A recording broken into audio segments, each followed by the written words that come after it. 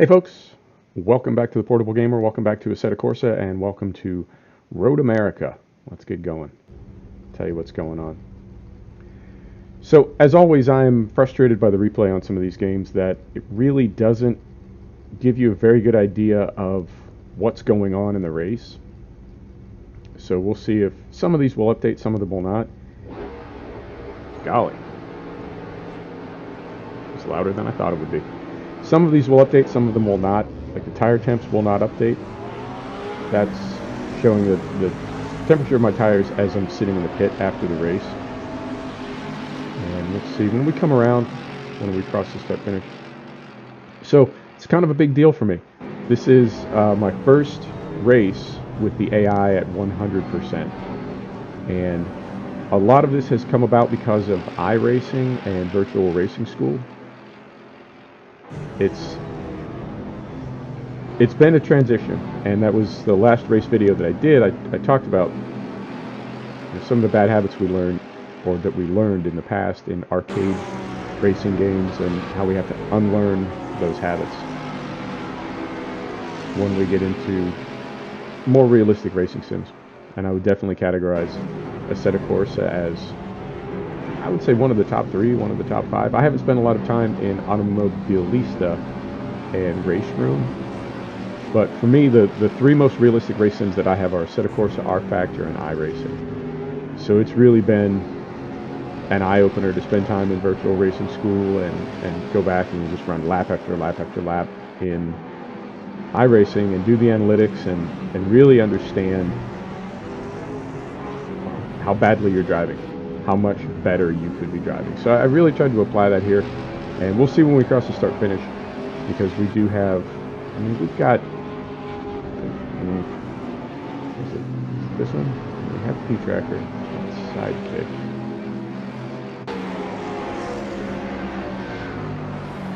Oh, there's another one. It's not this one. Yeah, there's the, I would like to just have a replay with a leaderboard. And it's like, no, you can't have it. Not in any sim. It's just always, that's always kind of guess where you are. Anyway, we started P17, we started P20. I think we're up to about P16, P17 by now. And it may, everything may update when we cross the start finish. It may not. So we'll get rid of that in the meantime. Anyway, it's just been, okay. Then that happened. It's just been really kind of an experience to learn how much more I have to learn. And also, I mean, it was never not fun trying to drive properly. I just didn't really know how to. And, I mean, I don't want to say this. I spent a lot of time in sports cars when I was a teenager. I came up in sports cars, and I know how to drive a real car, but I think I never really cut loose in a car, even on a track, because either I was driving my own car on public roads, and I mean, you get a little crazy when you're a kid, you know, doing your Fast and Furious thing, but in the back of your mind, you know, like, I'm not really going to hang this out there. I'm going to push a little bit. I'm not really going to hang it out there. I think I am. I sort of pretend I am. But I'm not. I know I'm not. And then, having done track days in other people's sports cars, and some, you know, sort of sportsman's class race cars. I've never been in anything like this GT3, but I've driven some SCCA stuff, and again, not my car, and I'm not really going to go too crazy in someone else's race car. And because I didn't have enough time and frankly enough money to go to a place like Skip Barber and to really learn to drive, what I was doing was I was driving based on things I figured out when I was a kid and tips that I picked up from books and from videos and that sort of thing. But I never really tested it, you know? You can't really test it. I think the only way you can really test it is if you are in your own race car on a track and you're putting into practice things that your driving instructor has been teaching. I don't know that there are that many professional race car drivers that are just savants. You know, they just figured it out as they were driving. I would guess that every top tier professional race driver has had extensive instruction and continues to have instruction and classes and continues to learn. So the idea that I could drive a sports car when I was a kid and then drive some other people's race cars at track days, and that I would have like a serious racing base of knowledge, it's a little bit silly. I had a great time, and I'm pretty fast. I fancy myself pretty fast. But what I was doing is I was taking that background and I was bringing it into sim racing, and I was sort of polluting it with arcade race games that I've played over the years. So I put it all together, and I realized I got a lot to learn. And I always had fun, and I always tried to drive seriously. But I feel like with iRacing and virtual racing school now, this is the first time I've really had an opportunity to break a corner down 60 laps, 80 laps, 100 laps. Sorry about the lag spikes. I don't know. I don't know. I know what's causing it. I don't know how to fix it. Anyway, certainly not in real life have I had an opportunity to do that, you know, with video and telemetry and GPS and everything else. But I've never done it in sim racing before either. I know I'm talking a lot about iRacing while we're in Assetto Corsa, but it applies. So being able to break a corner down, like I said, 50 laps, 80 laps, 100 laps over and over and over with telemetry, with analytics, and realize like you can pick up, seriously, less than a tenth, I don't know, a 20th, a 50th, you can pick up a 50th of a second, and not to hit it once. Well, you can always hit it once, right? Like some lapse in concentration, late braking, and you turn a super hot lap. Well, the only reason you turn that super hot lap is because you totally missed your brake point and went through a corner sideways with two wheels off, right? But yeah, you ran a half second faster. But then the following lap you don't. So it not only was it just an exceptionally hot lap, but it was an accident. You weren't even trying to do that. So to me, getting to a point where you can run those laps within a tenth, lap after lap after lap, and then on top of that, as you begin taking time off, you can hold those improvements, right? So here I was running 2:15s, and then I ran a 2:14.5. But the following lap, I ran a 2:15 again. I wasn't all over the map. So it's a process, and I'm really excited about it, and I have always had fun in race sims. But I started having so much more fun since I've started trying to drive very seriously and very, very fast. But, like I say, slow down to go faster. And we're on, I think this is like lap 5 or lap 6 or something. See if this leaderboard updated. I don't think it did. This one? No. Nope, I think, I believe this is a McLaren up in front of us, and I think this McLaren, I would get a pass on him for P7, I want to say. I finished in 7. It's a 15-lap race. I finished in 7. So we'll stick around, maybe till I get this pass, or maybe a little after. But to me, it's cool that with the AI at 100%, I can just gradually reel this guy in. And it was also sort of strangely satisfying that I got up to P7. Spoiler alert. I got up to P7, and over the next 5 or 6 laps, I didn't make up a second on P6. I really didn't. And that tells me two things. That tells me I want to leave my AI on 100%. I prefer it. I enjoy it. I want to leave my AI on 100%, and I can be consistent and I can be better. Because for me to not make up any time on that car, I also didn't lose any time, I guess is what I'm saying.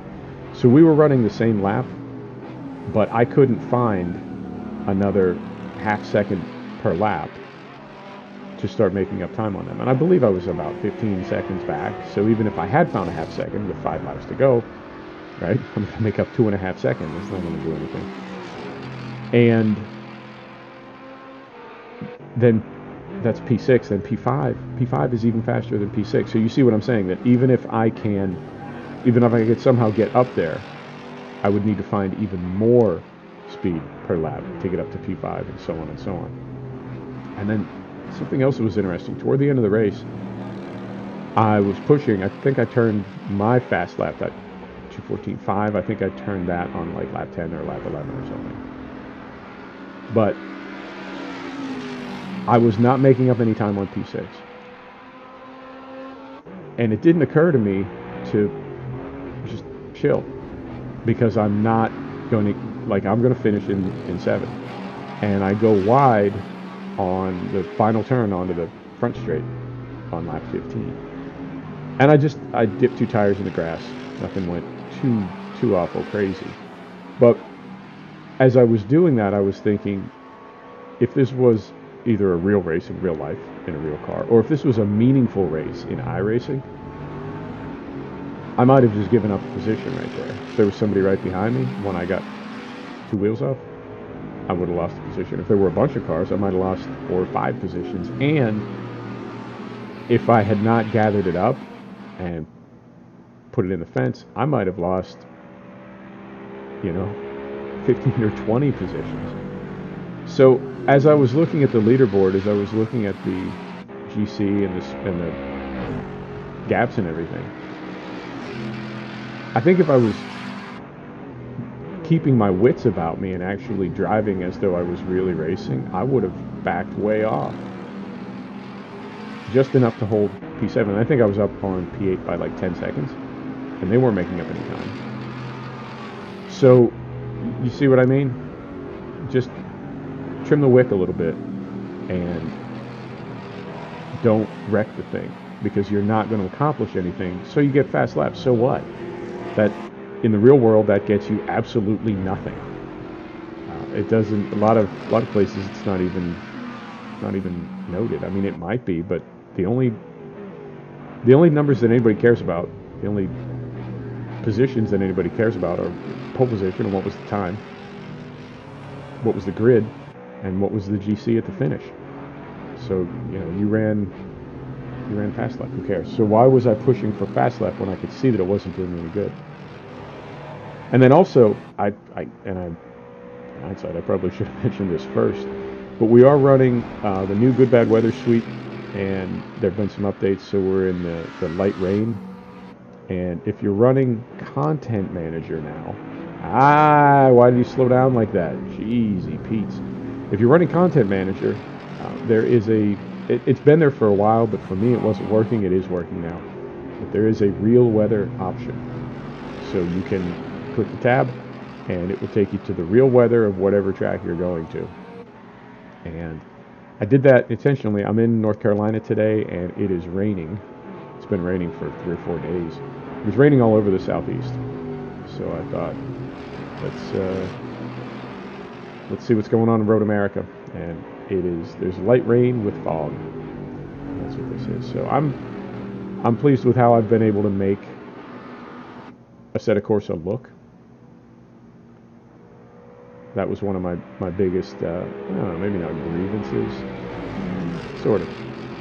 I didn't like the way the game looked, but I do now.